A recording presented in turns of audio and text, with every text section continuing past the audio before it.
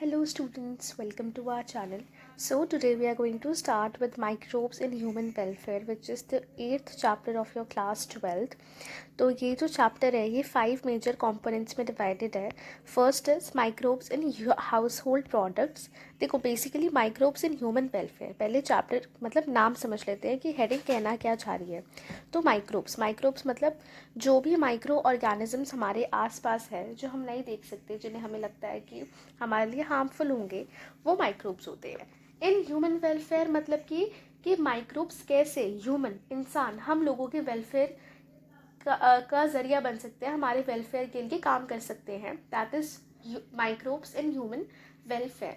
तो हमें लगता है कि माइक्रोब्स जो है वो बैड होते हैं, ठीक है, हमारे लिए अच्छे नहीं होते. बट अगर हम जनरली स्टडी करते हैं तो हमें समझ में आता है कि माइक्रोब्स हमारे लिए बहुत अच्छे होते हैं. Majority of the microbes are very good for us. सिर्फ कुछ माइक्रोब्स होते हैं जो हमारे लिए अच्छे नहीं होते.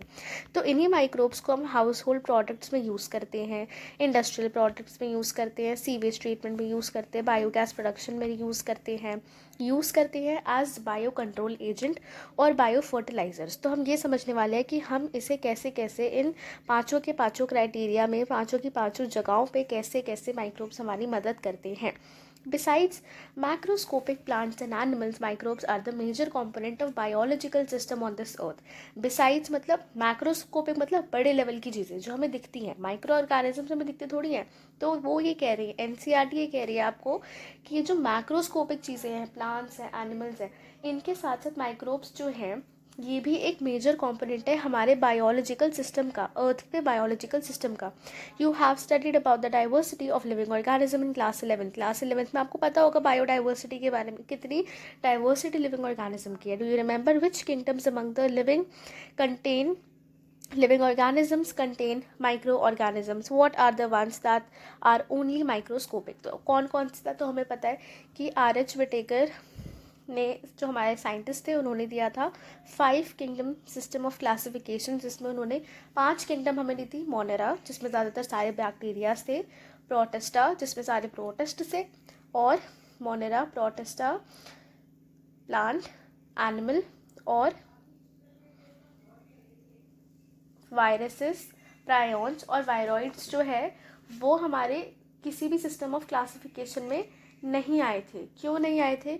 बिकॉज जो भी क्राइटेरियाज थे वो फुल नहीं कर पा रहे थे, राइट. तो हमारे 5 किंगडम के सिस्टम ऑफ क्लासिफिकेशन में हमारे पास सिर्फ 5 ऑर्गेनिजम्स थे, that is Monera, Protista, fungi, plants and animals. तो ये 5 किंगडम सिस्टम क्लासिफिकेशन था.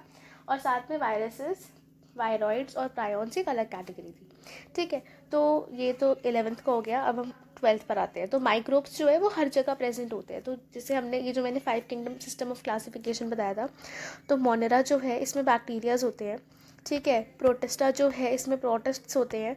फंजाई जो है इसमें कुछ ऐसे फंजाइज होते हैं जो हम यूज़ करते हैं एज अ, जो माइक्रो है बहुत ज़्यादा, जिसे हम देख नहीं सकते हैं. और प्लांट्स में भी हमारे पास जैसे कोरेला है, क्लेमाइडोमोनास है, ठीक है. और एनिमल्स में भी ऐसे कुछ माइक्रो ऑर्गेनिजम्स होते हैं, जैसे कि कुछ स्टेजेस होती है वर्म्स की, वो हमारे लिए एज अ माइक्रोब काम करती है. और भी बहुत सारी चीज़ें, ठीक है. तो ये थोड़ा 10th मतलब 11th में थोड़ा डीप हम चले गए, बट मैंने आपको थोड़ा आइडिया दे दिया ताकि आपको लगे, समझ में आ जाए कि माइक्रोब्स का मतलब ये नहीं है कि सिर्फ आपने जो 5 किंगडम सिस्टम ऑफ क्लासिफिकेशन पढ़ा था तो सिर्फ किसी एक क्लासिफिकेशन में ही सारे माइक्रोब्स हैं. नहीं, सारे किंगडम ऑफ क्लासिफिकेशन में कोई ना कोई माइक्रोब प्रेजेंट है. तो microbes are present everywhere. Microbes जो है वो हर जगह प्रेजेंट है, सॉइल, वाटर, एयर, हमारी बॉडी के अंदर या किसी और प्लांट या एनिमल की बॉडी के अंदर. They are present even at sites where no other life form could probably exist. जहाँ कोई नहीं हो सकता वो वहाँ है. सच साइट्स जैसे कि गीज़र हो गए, थर्मल वेंट्स हो गए, बहुत गर्म जगहें हो गई जहाँ पे टेम्परेचर 100 डिग्री सेल्सियस होता है, सॉइल में बिल्कुल डीप में, under the layers of snow meters thick, मतलब बहुत ही थिक लेयर्स की जो स्नो बर्फ़ जहाँ पड़ी होती है वहाँ पे होते हैं. हाईली एसिडिक इन्वायरमेंट में भी होते हैं. तो यहाँ पे किसके बारे में बता रहे हैं? तो एक बैक्टीरिया है जो आपने पढ़ा होगा, जिससे हम एक्सट्रीमोफ्लाइल्स भी बोलते थे 11th में. आपने इसका नाम पढ़ा होगा, आर्के बैक्टीरिया. तो ये जो आर्के बैक्टीरिया है, यहाँ पे इसके बारे में बताया हुआ है कि ये एक माइक्रोब है और ये माइक्रोब जो है ये बहुत जगहों पे पाया जाता है. माइक्रोब्स आर डाइवर्स, इसलिए हम कहते हैं माइक्रोब्स जो है वो डाइवर्स है. Protozoa, bacteria, fungi, microscopic animal and plant viruses, viroids and also prions that are proteinaceous infectious agents. तो ये भी एक तरह से हमारे माइक्रोब्स की कैटेगरी में आ जाते हैं. यही चीज़ मैंने आपको ऊपर भी बताई थी. Some of the microbes are shown in figure 8.1 and 8.2. तो कुछ यहाँ पे आपको माइक्रोब्स बताए हुए हैं. ये 8.1 है, यहाँ पे आपको ये बैक्टीरिया का स्ट्रक्चर दिखाया, दिस A B C. ठीक है, ये तीनों किसका स्ट्रक्चर है? तीनों ही बैक्टीरिया का स्ट्रक्चर है. Rod shaped, magnifying into 1500 times. तो यहाँ पे ये रॉड शेप्ड बैक्टीरिया है. ठीक है, रॉड शेप्ड बैक्टीरिया है ये आपका. फिर आपका स्फेरिकल शेप्ड बैक्टीरिया, ये आपका स्फेरिकल शेप बैक्टीरिया है. आपने ये चीज़ 11th में पढ़ी थी कि बैक्टीरिया जो है उनकी शेप्स होती है अलग अलग. तो एक हमारा रॉड शेप बैक्टीरियाज होता है.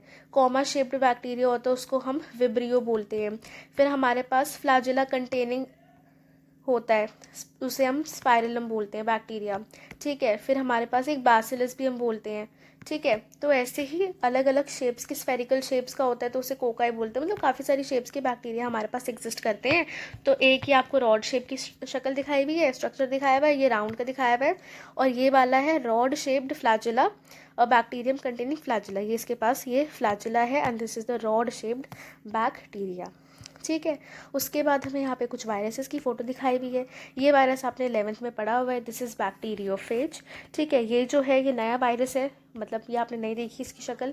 This is adeno virus which causes respiratory infections. ठीक है, और ये आपका है rod shape tobacco mosaic virus. तो ये देखो आप कितना ज़्यादा मैग्नीफिकेशन पे आपको इसका स्ट्रक्चर देखने को मिल रहा है. यहाँ पे भी मतलब मैग्नीफिकेशन आपको स्ट्रक्चर ऑब्टेन करने के लिए कितनी ज़्यादा करनी पड़ती है. ओके, तो माइक्रोब्स लाइक बैक्टीरिया. अब माइक्रोब्स है जैसे कि बैक्टीरिया हो गई या many fungi can be grown on nutritive media to form colonies. ये क्या करते हैं? कॉलोनीज बना लेते हैं. तो इन्हें हम अगर ग्रो करते हैं न्यूट्रिटिव मीडिया, मतलब कि ऐसा मीडियम दे दें चाहे इन्हें खाने पीने का सारी सुविधाएं, इन्हें खाना पीना दे दें हम, तो ये ग्रो करते रहेंगे.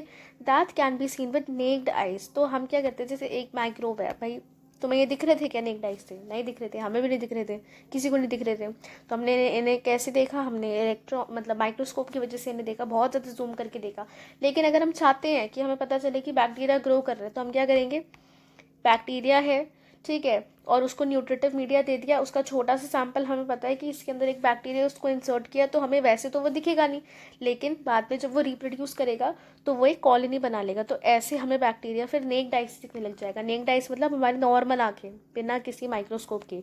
सच cultures are useful in studies of on microorganisms. तो माइक्रो ऑर्गेनिज्म को जब हमें स्टडी करना है तो आप हर चीज़ तो माइक्रोस्कोप से नहीं देख सकते, कुछ तो आपको मतलब विजुअली भी देखने के लिए चाहिए होगा और स्टडी करने के लिए भी, क्या राइट. तो इसलिए जब हम क्या करते हैं कि हमारा एक कल्चर मीडिया है, ठीक है, एक पेट्री डिश में हमने एक न्यूट्रिएंट मीडियम डाल दिया. अब इस पर इनविजिबल बैक्टीरिया है, हमें बैक्टीरिया नहीं दिख रहा, हमने न्यूट्रिटिव मीडियम में डाल दिया, उसे हम टाइम देंगे, हमने उससे कुछ टाइम दिया, जैसे कि 8 से 10 घंटे दिए, ठीक है, तो वो एक कॉलोनीज में इकट्ठा हो जाएगा और बहुत सारा हमें न्यूट्रिटिव मीडिया के ऊपर ही ग्रोथ देखने को मिल जाती है. किसकी? बैक्टीरिया की. फंजाई को ग्रो कराओगे तो फंगस की मिलेगी. कॉलोनीज ऑफ बैक्टीरिया ना पेट्री डिश. यहाँ पे क्या है? यहाँ पे ये जो आपको जहाँ पे सर्कल सर्कल दिख रहा है ना, ये सर्कल सर्कल एक बैक्टीरिया नहीं है, ये लाखों करोड़ों बैक्टीरिया की कॉलोनी में ये लोग रह रहे हैं, जो हमें डॉट डॉट डॉट डॉट करके दिख रहे हैं. और जो साइड में ये बिल्कुल ग्रे ग्रे सब्सटेंस दिख रहा है, ये क्या है? ये वो न्यूट्रिटिव मीडिया. न्यूट्रिटिव मीडिया मतलब न्यूट्रिटिव मीडियम. ठीक है, ऐसे यहाँ पे ये फंगल ग्रो कॉलोनी की ग्रोथ दिखाई हुई है एक पेट्री डिश के अंदर. ठीक है, now in chapter 7 you have read that microbes cause large number of diseases in human. तो chapter 7 human health and disease था, जिसमें आप देखा होगा कि लार्ज नंबर ऑफ डिजीजेस जो है ह्यूमन्स में वो कॉज होते हैं बिकॉज ऑफ माइक्रोब्स. ठीक है, they also cause disease in animals. Animals में भी बहुत तरह के डिजीज होते हैं इनकी वजह से, but this should not make you think that all microbes are harmful. Several microbes are useful to man in diverse ways. Diverse ways मतलब बहुत तरीक़ों से man के लिए अच्छे हैं ये. Some of the most important contribution of microbes to human welfare. Human welfare मतलब हमारी भलाई के लिए जो ये काम करते हैं वो हमने इस चैप्टर में डिस्कस किया हुआ है. तो सबसे पहला भलाई का काम है house hold products. You would be surprised to know that we use microbes or products every day. हम इन्हें रोज़ यूज़ करते हैं. Common example is production of curd from milk. जब हम दही बनाते हैं दूध से, उसमें यूज़ करते हैं हम माइक्रोब को. Micro organism such as lactobacillus and other commonly called lactic acid bacteria grow in milk and converted to curd. तो जो हमारे लैक्टिक एसिड बैक्टीरियाज होते हैं, ये प्रेजेंट होते हैं मिल्क के अंदर, जिसका एक पार्ट जो है उसे लैक्टोबैसिलस. तो लैक्टिक एसिड बैक्टीरिया एक कैटेगरी है जिसका एक बैक्टीरिया है लैक्टोबैसिलस. ये बैक्टीरिया, और ज़्यादातर ये एक बैक्टीरिया का नाम इन्होंने मेंशन करा हुआ है. और जो हमारे लैक्टिक एसिड बैक्टीरिया है, ये ग्रो करते हैं मिल्क के अंदर, जो कन्वर्ट कर देते हैं दूध को दही में. जब ग्रोथ हो रही होती है, द लैक्टिक एसिड बैक्टीरिया ये क्या करते हैं, प्रोड्यूस एसिड प्रोड्यूस करते हैं, जो coagulate and partially digest the milk protein. Coagulate का मतलब दही जो है, दूध कैसे पतला सा होता है, दही जो है गाढ़ी सी होती है, तो ये जो है उसको कोagulate कर देते हैं, दही को गाढ़ा बना देते हैं, और जो मिल्क के प्रोटीन्स होते हैं उसको पार्शियली डाइजेस्ट कर देते हैं. अब ये जो एसिड प्रोड्यूस करते हैं, ये लैक्टिक एसिड होता है.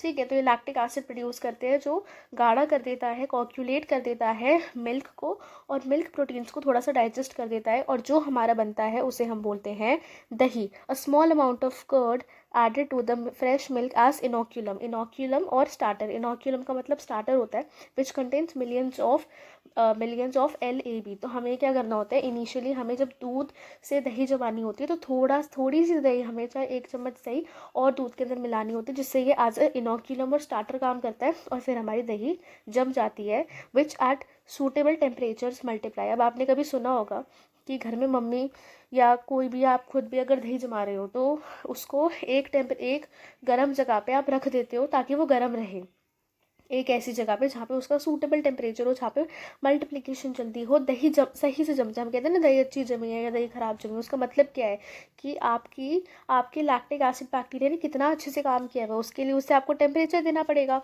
और कहते हैं ना दही को हिलाना नहीं है, या तो वो सारी चीज़ें आपको मेंटेन देखना पड़ता है. This converting milk to curd which improve the nutritional quality. तो हमारी जो दही होती है उसमें न्यूट्रिशनल क्वालिटी इंप्रूव भी हो चुकी होती है. कैसे, इंक्रीजिंग विटामिन B12 बढ़ गया होता है.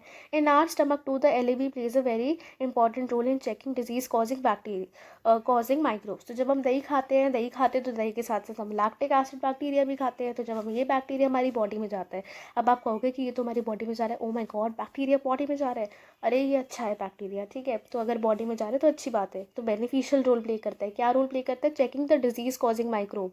जो ऐसा कोई माइक्रोब है जो डिजीज कॉज कर सकता है हमें, जो हमारे लिए गलत है, ये उसको ढूंढ लेता है. ठीक है, तो बैक्टीरिया का दुश्मन है और हमारे लिए अच्छा है. कौन सा वाला, LAB. ठीक है.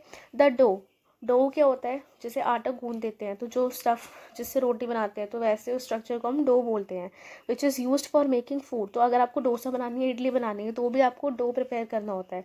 इसे आप बैक्टीरिया से ही फर्मेंट करके बनाते हो. The puffed appearance of dough is due to the production of CO2. ये पफ्ड अपीयरेंस क्यों आती है डो के अंदर, क्योंकि इसके अंदर बैक्टीरियाज की वजह से ऐसे रिएक्शंस होते हैं, जिससे मतलब बैक्टीरिया की वजह से फर्मेंटेशन होती है, जिससे CO2 प्रोड्यूस होती है. स्पेसिफिकली कहूँ तो अल्कोहलिक फर्मेंटेशंस होती हैं.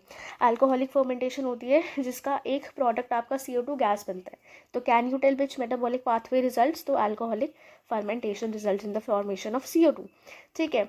Similarly the dough which is use in making bread. अब वो वाला डो जिसे ब्रेड बनाने में यूज़ किया जाता है, is fermented using baker's yeast Saccharomyces cerevisiae. तो जो हमारी यीस्ट है, जो कि एक फंजाई है, सैक्रोमाइसिस सर्वाइसी, ठीक है, नाम है इसका, इस यीस्ट का. इसे हम बेकर्स यीस्ट भी बोलते हैं, क्योंकि ये यीस्ट काम करती है एज क्या बनाने में, बेकर्स यीस्ट. तो बेकर्स जो ब्रेड बनाने के लिए डो यूज़ होता है उसके लिए. तो यहाँ पे हम फंजाई को यूज़ कर रहे हैं. पहले हम बैक्टीरिया को यूज़ कर रहे थे, अब हम फंजाई को यूज़ कर रहे हैं. A number of traditional drinks and foods are also made by fermentation of microbes के फर्मेंटेशन से हम कुछ ट्रेडिशनल ड्रिंक्स और कुछ खाने पीने की चीज़ें भी बनाते हैं.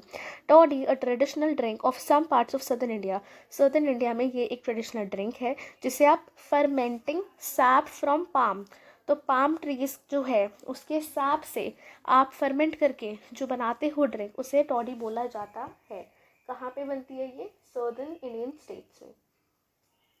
ठीक है, पाम प्लांट.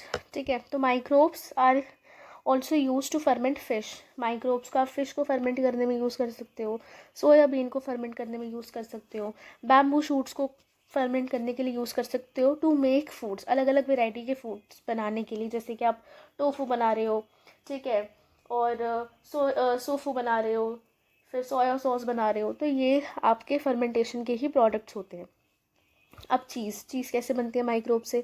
चीज़ जो है वो एक बहुत ओल्डेस्ट फूड आइटम है जिसमें माइक्रोब को हम यूज़ करते आ रहे हैं। अलग अलग वेराइटी ऑफ चीज़ जो है वो होती है, और हर एक चीज़ जो है वो एक दूसरे से अलग होती है। मतलब जितनी वेराइटी ऑफ चीज़ है, हर का आपको फ्लेवर अलग मिलेगा, टेक्सचर अलग मिलेगा, टेस्ट अलग होगा, specifically coming from microbes used. और ये माइक्रोब्स की वजह से ही बन पाती है। जैसे कि large holes present in Swiss cheese, तो स्विस चीज़ एक चीज़ की वैरायटी का नाम है, ठीक है। इसमें बहुत बड़े बड़े होल्स होते हैं क्योंकि बहुत सारी CO2 प्रोड्यूस होती है। कौन से बैक्टीरिया से प्रोड्यूस होती है? प्रोपाइनी बैक्टीरियम शर्मानी, ठीक है। The Roquefort cheese are ripened by growing on a fungi on them which produces a particular flavour. तो जो रोक्यूफोर्ट चीज़ होती है ये भी हमारी यूज़ होती है राइपन करने के लिए। फंजाई, ये फंजाई यूज़ होती है इसको राइपन करने के लिए इस चीज़ के अंदर, ठीक है। तो ये हमने देख लिया कि कैसे हमारा हाउस होल्ड प्रोडक्ट्स में माइक्रोब्स यूज़ होते हैं। सबसे पहले हमने देखा दही, दही जमाने के लिए बैक्टीरिया यूज़ होता है, कौन सा? LAB। फिर उसके बाद हमने क्या देखा?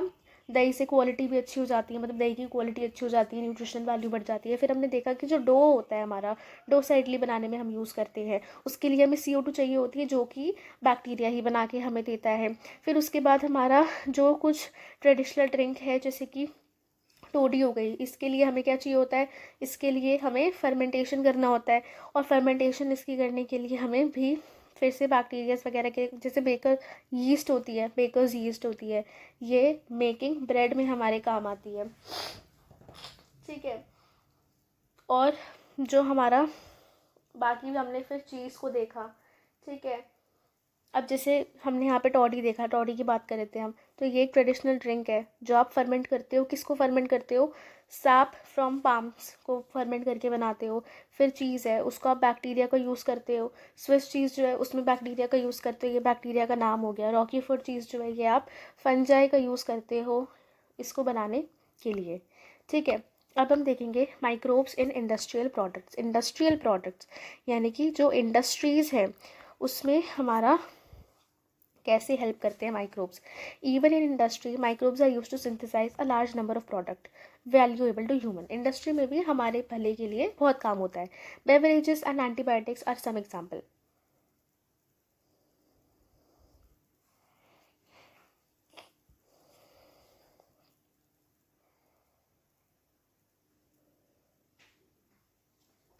खाना दे दूं? हाँ,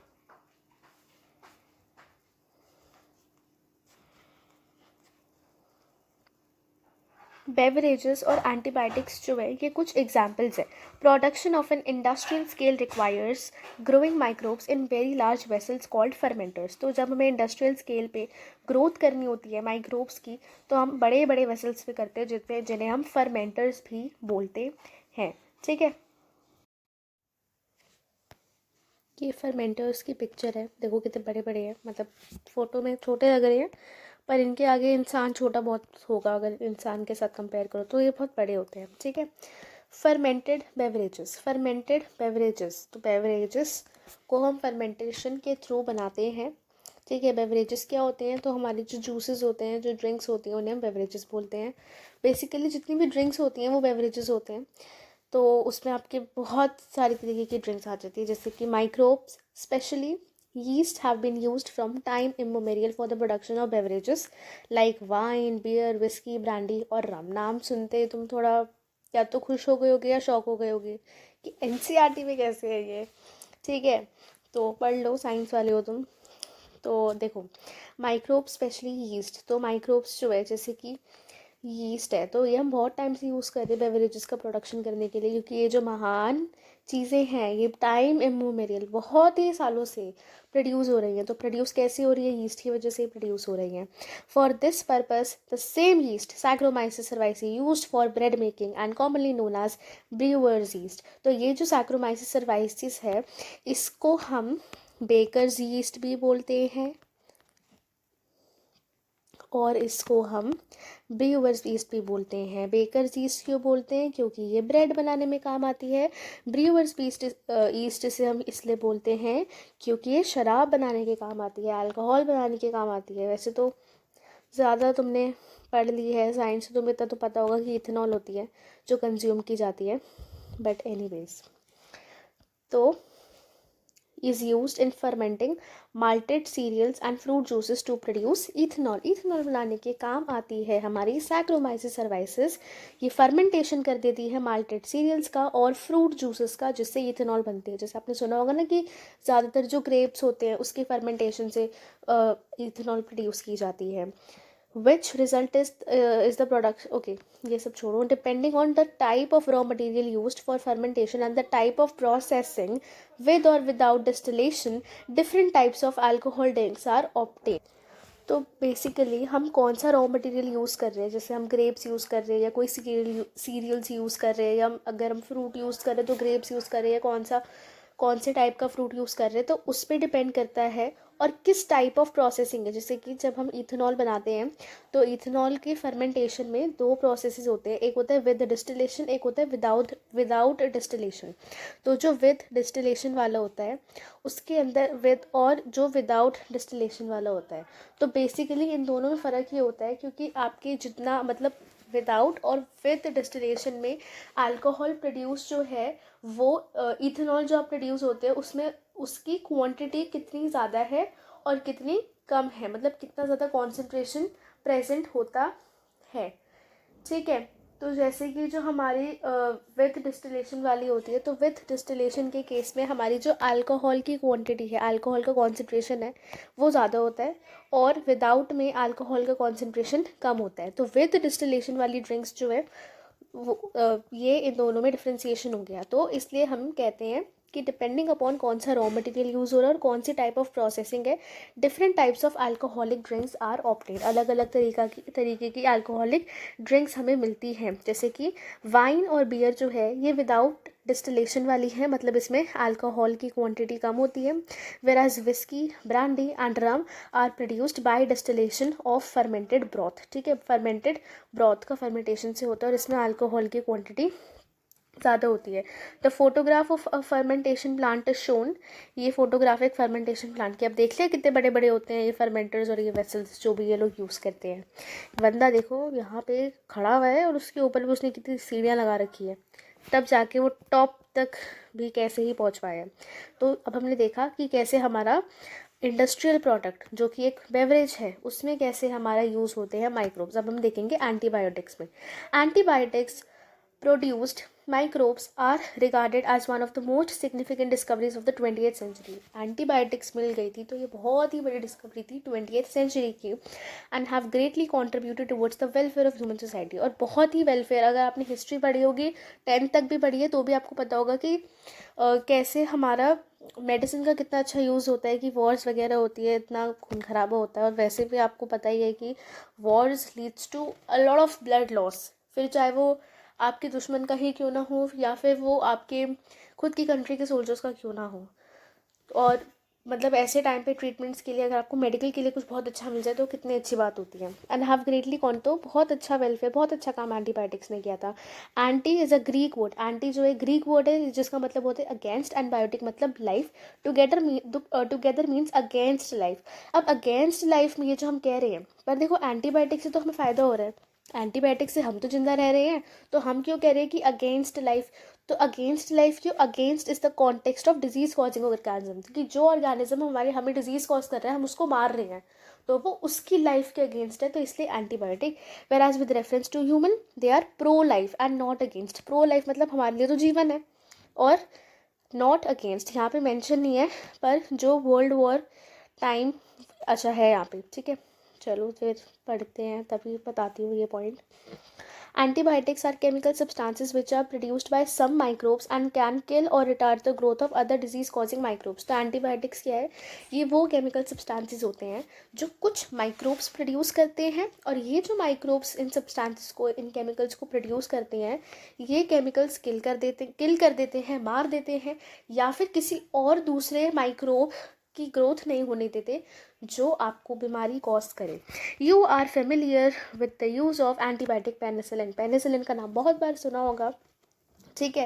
you know penicillin was first discovered antibiotic. ये पहली एंटीबायोटिक थी जो डिस्कवर की गई थी and it was chance discovery, by chance discovery हो गई थी। Alexander Fleming while working on the staphylococci bacteria. अब देखो जितने भी बैक्टीरिया का नाम आ रहा है, जितने भी फंजाई का नाम आ रहा है, सब इंपॉर्टेंट है, ठीक है। तो एलेक्जेंडर फ्लेमिंग जो है ये इस बैक्टीरिया पे काम कर रहे थे। वंस ऑब्जर्व्ड अ मोल्ड, इन्होंने एक माउल्ड को ऑब्जर्व किया growing in one of his unwashed culture. वहाँ पे वो ग्रो कर रहा था। Plates around which staphylococci could not grow, और उसमें से स्टेफाइलोकोकाई जो है वो फर्दर ग्रो नहीं कर पा रहा था। He found that it was due to chemical produced by the mould. मतलब जो मोल्ड था उसने कुछ ऐसा केमिकल प्रोड्यूस किया था जिसकी वजह से जो उनकी पेट्री डिश थी या जहाँ पे वो उसके अंदर जो अनवॉश्ड कल्चर प्लेट्स थी, ठीक है, वहाँ पे स्टेफाइलोकोकस थोड़ा सा कॉलोनीज में प्रेजेंट था, तो वो जो है फर्दर ग्रो नहीं कर पा रहा था because of presence of mould. तो उस मोल्ड में क्या था? मोल्ड में एंटीबायोटिक था। तो हमें फिर पता चलता है he found out that it was due to a chemical produced by the mold and he named it penicillin after the mold Penicillium notatum, ठीक है। तो Penicillium notatum एक मोल्ड है, बेसिकली एक फंजाई है। क्या है? एक फंजाई है जिससे हमारी पेनिसिलिन डिस्कवर हुई है। फंजाई का नाम इम्पोर्टेंट है।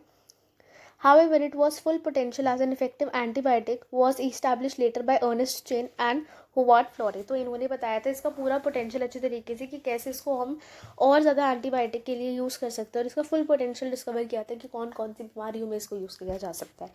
ये जो एंटीबायोटिक है इसे हमने बहुत यूज़ किया था अमेरिकन सोल्जर्स को ट्रीट करने के लिए वर्ल्ड वॉर 2 में।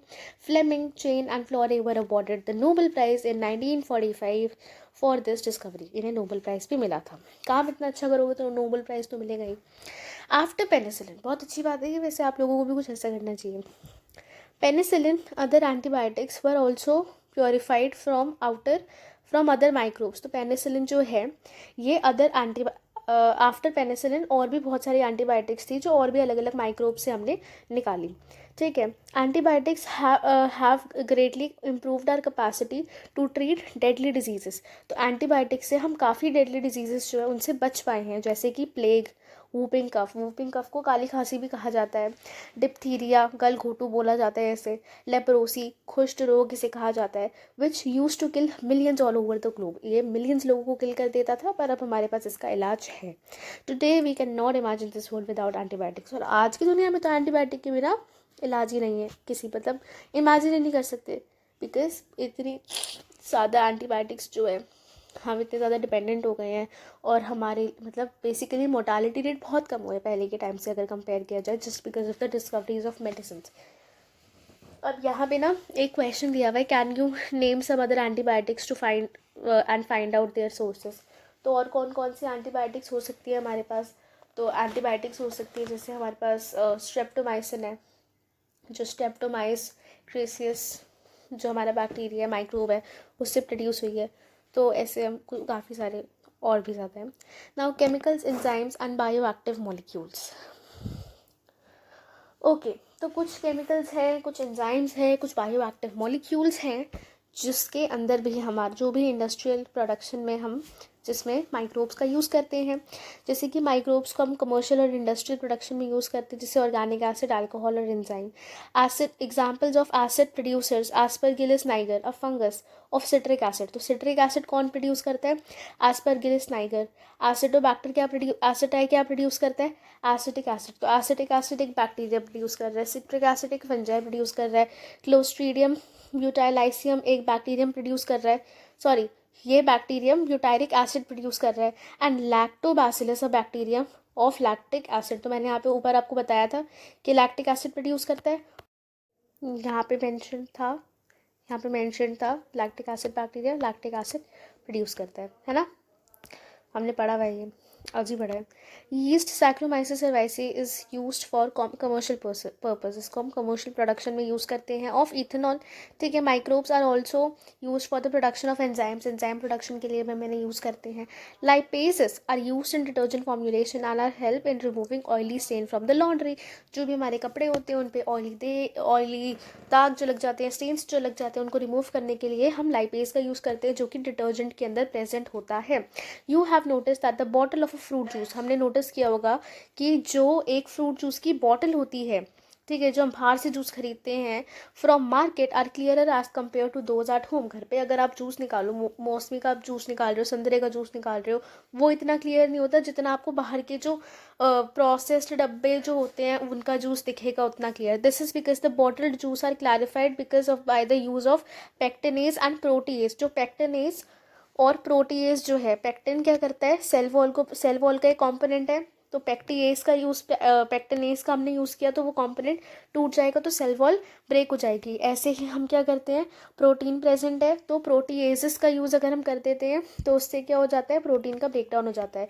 इसकी वजह से क्या होता है कि जो हम जूस घर पे निकालते हैं उसके अंदर, जैसे कि ये लिक्विड है, इसके साथ साथ कुछ फाइब्रस मटेरियल भी प्रेजेंट होता है, और ये प्रोटीन और पेक्टिन ये सब भी प्रेजेंट होता है, तो वो इतना ज़्यादा क्लियर नहीं होता, उसमें आपको स्ट्रक्चर्स देखने को मिलते हैं। लेकिन जब हमारा जो बाहर वाला होता है वो बिल्कुल क्लियर होता है, क्योंकि उसमें ये दोनों एंजाइम्स जो है वो डले हुए होते हैं, जिससे ये बिल्कुल क्लियर हो जाता है। ठीक है, बाहर का जूस नहीं पीना चाहिए। Streptokinase produced by bacterium Streptococcus and modified by genetic engineering is used as clot buster for removing clot from the blood vessels of patients who have undergone myocardial infection leading to heart attack। तो क्या होता है कि जब हमारी ये जैसे blood vessel है, ठीक है, तो मायोकार्डियल इन्फेक्शन मतलब कि जो आपके हार्ट है, एक ऐसा इन्फेक्शन जिससे आपको हार्ट अटैक भी हो सकता है। ठीक है, तो यहाँ पे क्या होता है, कुछ क्लॉट्स आपके बन जाते हैं, ठीक है, कुछ क्लॉट्स बन जाते हैं जिससे आप हार्ट में ब्लॉकेज भी बोलते हो। तब क्या, नॉर्मली हमारा ब्लड ऐसे फ्लो कर रहा है, पर क्या होता है कि इन ब्लॉकेजेस की वजह से, जैसे ये ब्लॉकेजेस बढ़ती जाती है और ज़्यादा ब्लॉकेज होती रहती है, तो ब्लड फ्लो एक टाइम पे रुक जाता है, तो उससे हार्ट अटैक के चांसेस रहते हैं। तो अगर आप ऐसी एक कंडीशन, आप ऐसा एक डिस्कवर करते हो हार्ट प्रॉब्लम, ऐसी एक कंडीशन, तो आप यूज़ करते हो दवाई। कौन सी दवाई, स्ट्रेप्टोकाइनेज। बेसिकली आप कौन सा माइक्रोब यूज़ करते हो, स्ट्रेप्टोकाइनेज यूज़ करते हो, जो स्ट्रेप्टोकोकस बनाता है। ठीक है, और इससे जेनेटिक इंजीनियरिंग से यूज़ के थ्रू हम मॉडिफाई कर देते हैं, जिससे कि हमारी मदद करता है और इस क्लॉट बस्टर, इस क्लॉट को हटा देता है। एक और बायोएक्टिव मॉलिक्यूल हमारे पास है which is cyclosporin A, that is used as immunosuppressants in organ transplant patients. अब होता क्या है कि अगर कोई ऑर्गन जो है वो फंक्शन करना फेल कर जाता है किसी की बॉडी का, तो उसका एक लास्ट ऑप्शन जो रह जाता है, जब हम कुछ नहीं कर सकते, कोई दवाइयाँ ठीक नहीं कर सकती हैं, तो उस केस में होता है ऑर्गन ट्रांसप्लांट।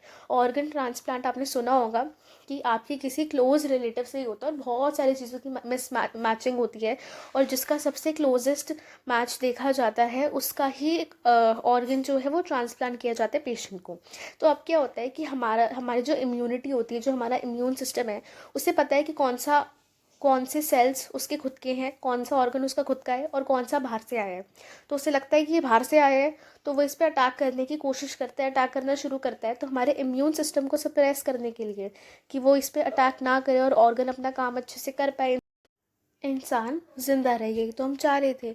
तो साइक्लोस्पोरिन जो है वो ऑर्गन ट्रांसप्लांट पेशेंट्स में एज अ इम्यूनोसप्रेसेंट की इम्यून सिस्टम सप्रेस हो जाए, ऑर्गन रिजेक्ट ना करे, ये किया जाता है। ये प्रोड्यूस करता है कौन, ट्राइकोडर्मा पॉलीस्पोरम एक फंजाई है।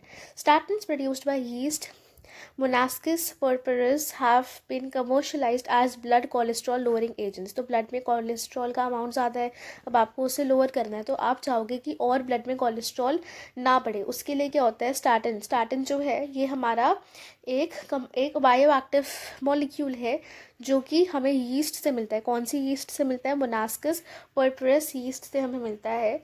It acts by competitively inhibiting the enzyme responsible for synthesis of cholesterol. तो फॉर एग्जांपल क्या है कि ये एक हमारा सबस्ट्रेट है, ठीक है, ये जो हमारा सबस्ट्रेट है, या फिर ये, चलो ठीक है आसान कर देते हैं, ये हमारा एक एंजाइम है। अब ये एंजाइम जो है ये इसके अंदर ऐसे फिट हो सकता है, ठीक है, इस ऐसे फिट हो सकता है कोलेस्ट्रॉल, ठीक है। तो इसके अंदर जो है वो कोलेस्ट्रॉल फिट हो जाएगा, और या फिर कोलेस्ट्रॉल छोड़ो, इसको हमने नाम दे दिया ए, ठीक है। तो ये कंपाउंड ए इस एंजाइम के साथ फिट होके जो है कोलेस्ट्रॉल बना देगा। अब हम क्या करते हैं कि ऐसी ही शेप का कंपाउंड ए से पहले हम बेसिकली स्टैटिन दे देते हैं। तो स्टैटिन क्या करता है, इस कंपाउंड को इस एंजाइम के साथ बाइंडिंग होने से पहले खुद जाके बाइंड कर देता है और कोलेस्ट्रॉल नहीं बनने देता है, ठीक है। तो ये काम होता है स्टैटिन का। With this we have completed the first 2 major sections of the chapter, that is microbes in household products और microbes in industrial products, ठीक है। बाकी हम next parts में further देखेंगे। So this was the part 1 of the chapter. If you like it then like the video. अगर कोई doubt है you can ask me in the comment section, और हाँ डाउट से तो पूछ लेना। Thank you so much.